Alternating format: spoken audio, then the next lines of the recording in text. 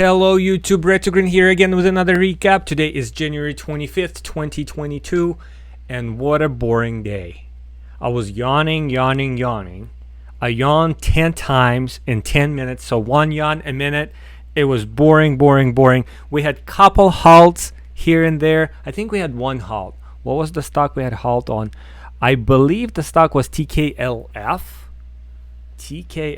Let's look it up. TKLF. Did we have a halt on it? Did we? We sure did. Guess what happened? This is a 5-minute chart, right? We halted 83, went up to 47, we sold off. 1 minute actually looks a little better.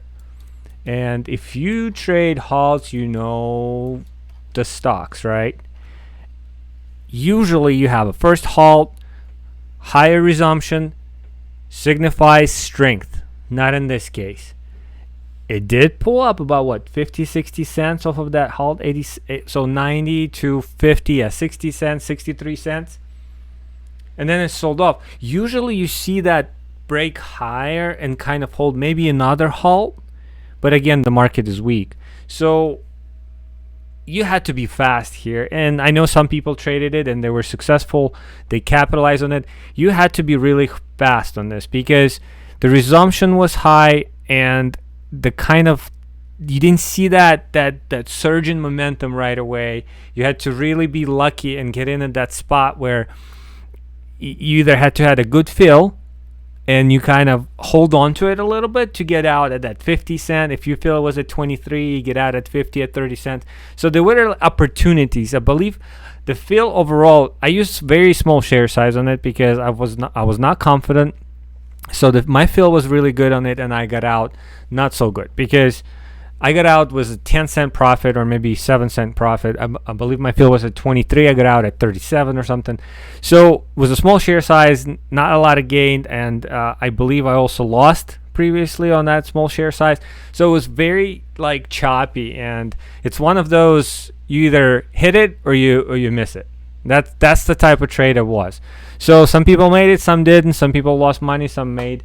So nothing really. And to talk about the stock, right? Apart that it's halted. If you jumped in really fast and you got out, you should be good to go. If not, sorry to hear. Let's move on. APM was a gapper. APM, I believe they had a 4 a.m. news, and that stock just shut up. Right, it was 433.35 or almost 440. Yeah, 439. It was $1.78 at the beginning. If you were up at 4 a.m. and you traded this, you know, if you got in, what was the break of that previous post-market high at $2, and you brought that double the price, right? So congratulations. If not, if you were like me and just watching the dreams, right? Just snoring your way all over the place, pissing your family off, and then you're out of luck because after that it sold off. It sold off big times. It didn't really push back. I was actually hoping it's going to break that high at 38 again, at least a touch of VWAP. I was hoping and waiting, and nothing happened. I'm glad I didn't trade it because it was just a mess. I'm pretty much flat on it. I think I took just a test share on it, or maybe it was a very small share size just to test it out, how it was moving and overall. So very flat on it. BBIG was another one.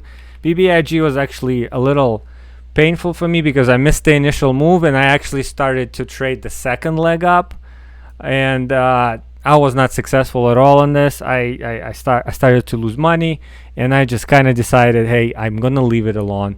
CAPR was another stock.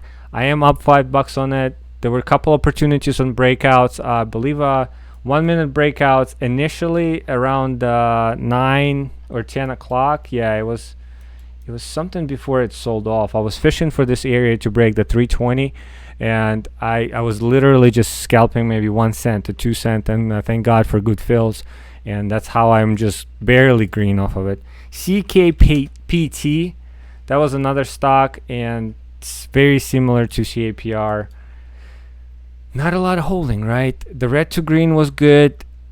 I was hoping it's going to shoot a little bit higher. Again, it was one of those trades where you basically scalped the spread, and fortunately you were successful. DWAC, that's a good oldie. It did have that volume spike at 10 o'clock, and I just tried to scalp that second leg up, a break of 72, I believe, into the 73. It didn't really hold up, and it was like about 15 minutes before it started to curl.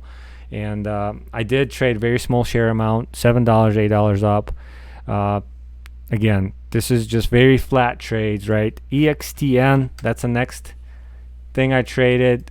Again, very similar. Look at the pattern here: CAPR, CKPT, and EXTN. EXTN actually, what was interesting. It actually popped at 11:30. That was actually surprising, and I wanted to get in. I was thinking, I was like, we're getting this pop, right? Maybe it's gonna go move to 5, and it just starts selling off, and nothing really moved. So $5 on it. GMVD. Okay, GMVD. That's the stock I'm down the most, and that's the stock that actually brought me down today, and then I was slowly crawling myself out of it, and it's just not very successful. Look, a lot of false breakout on 1 minute all day long on on GMVD. I believe GMVD, we trade? Yeah, we traded it yesterday. It was really good stock. Had it on watch. Not a lot of volume this time around. Not a lot of good setups. A lot of pullbacks. So I couldn't get through that break of 550 again into that. I didn't trade the 554, the 46 into the 54. There's just no way. It's just the moves did not accommodate for it. And again, I'm down on it. I'm glad to be out, and just I'm pretty much flat, right? I'm up $8 today, so not a lot. TKLF, I didn't capitalize on that halt. Like yesterday we had Dave, which was really good halt resume, but maybe larger share size next time for that kind of moves, and if I had light speed up. So $8, nothing really to write about, and again, I also noticed with the reason I missed on TKLF is when that stock popped, I had to plug the ticker in so many locations, like places, so I can visualize and trade it. That by the time by the time I finished typing it everywhere, it was halted, and it was like probably 2 minutes into the. No, I'm just kidding. But I what I'm trying to say is I need to get faster into. Maybe I need the software where I just click that one, or like type one time and it just types it everywhere where I need it to be. I don't know, something like that, because I'm gonna continue missing out on these type of moves. But maybe it's also a good thing, because in the summertime when I wasn't missing out on these moves, I was successful and I was not successful. It's like a 50-50 type of thing. So maybe it's a good thing that I'm missing out, because those trades are not necessarily going to work out. So you just gotta watch out. And I just think that maybe for now, since the market is dead, just stay back a little from the halts, especially the sub $5 stocks, and just absorb, or maybe small share size, just what I did today, to check resumes. I am actually dabbling. I don't know if you guys see the tabs on top of my trading view here. I am dabbling with larger caps today. As you know, SPY is a all-time favorite right now for this week. It's been a lot of volume, especially on options. If you look at options volume, the large movers options, you'll see SPY there right away. So Tesla's all over the place. DWC had a really good spike, as you saw in 5 minutes here. It was nice, 66 to 72. It's good for this time this time of the week, right, or this time of the month, or in relation to what's going on with everything else. So it's definitely getting a little challenging to trade, and I don't know if we continue this through end of January, maybe February. I don't know. It's definitely challenging. So and another thing is, do you take vacation right during that time? I don't think so, because what if tomorrow is going to be that day? that's going to be profitable, right? What if you're going to get like 1 day a month, but you don't know which day it is that it's going to run, the stock's going to run? What are you going to do? And you missed it because you assumed that 99% of other days during that month was dead, right? It's just that 1 day that, and you just decided to go do something or sleep in or something. Anyway, that's the nature of this business, right? Thanks everybody who joined my live stream today.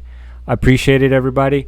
Thanks for hitting some thumbs up. It helps my channel. It doesn't cost you anything.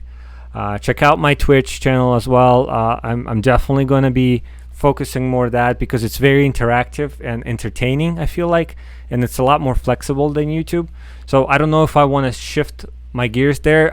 Right now I'm going to be doing both regardless, right? But if you are into that kind of Twitch stuff, and come say hi to me there, just log in or whatnot, just drop a letter or two in the chat, and you don't have to stick around, but it does help me tremendously. Let's see what tomorrow brings, guys. I'll talk to you tomorrow.